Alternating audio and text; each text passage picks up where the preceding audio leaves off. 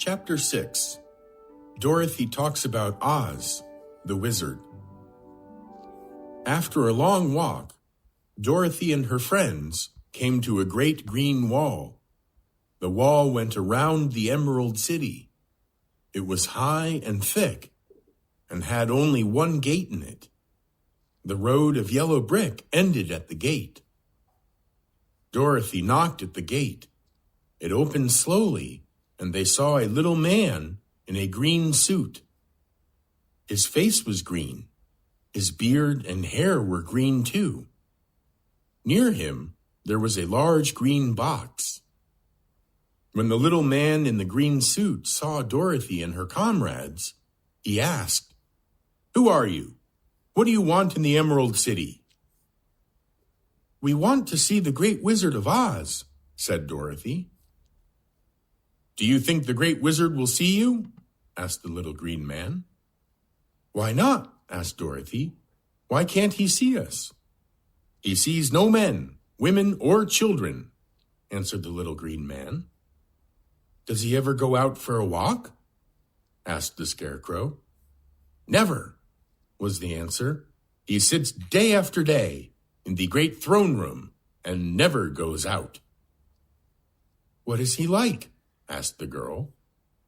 "I can't tell you that. I have never seen him," said the green man. "You see, the great wizard can change his form when he likes, and he changes it all the time. Some people say he looks like a bird or a cat.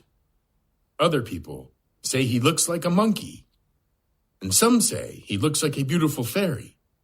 But we don't know what his right form is." "That is very strange, isn't it?" said Dorothy. "But we must see him." "Why must you see him?" asked the little man. "I must see him because I want him to give me some brains," said the Scarecrow. "Oh, it's very easy for him to give you some brains," said the little man. "The great wizard has a lot of brains." "And I want him to give me a heart," said the Tin Woodman.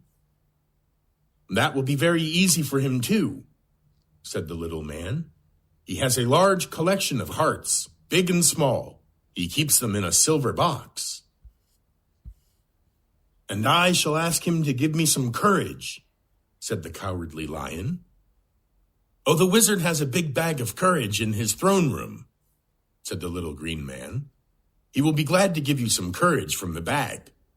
"And I shall ask him to send me back to Kansas Prairie," said Dorothy.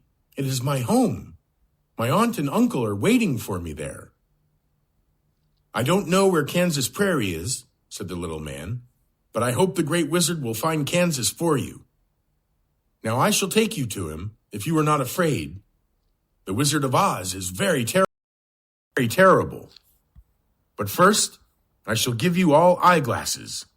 You must put them on and wear them all the time." "Why?" asked Dorothy. "Because," said the green man, "the great wizard has ordered it. All the houses in the Emerald City are made of emeralds. To look at them will be bad for your eyes. All the people who live in the Emerald City and those who come to it must wear eyeglasses night and day. They can't take them off because when they put the eyeglasses on, I lock them. The great wizard ordered it, and you must do what he wants you to do." He opened his big box. Dorothy saw a lot of green eyeglasses in it. The man found a pair of glasses for Dorothy and put them over her eyes. Then he locked them at the back of her head with a little key. Then the green man found a pair of glasses for the Scarecrow and the Tin Woodman. He even found green glasses for Toto and the lion. He locked all of them with his key and said, "Now let us go to the Great Wizard of Oz." And they went after the little green man into the streets of the Emerald City. Little Dorothy and her friends gave a cry of surprise. So bright and beautiful was the Emerald City. They liked it very much. The houses were made of green emeralds. The window glass was green too. Even the sky over their heads was a little green. There were many people, men, women, and children, walking in the streets of the Emerald City. They all wore green clothes. They had beautiful green eyes and green hair. They looked at Dorothy and her friends in surprise, but they did not speak to them. The children were frightened when they saw the Cowardly Lion. They all ran to their mothers. There were no horses, dogs, or other animals in the Emerald City. The people looked at Toto in surprise. There were many shops in the Emerald City. Dorothy saw green sweets and cakes, green shoes and hats, and green clothes in the shops. At one place, a man sold green nuts, and children gave him green money. Soon they saw a big and wonderful palace. It stood in the middle of the Emerald City. The walls of the palace were made of green emeralds.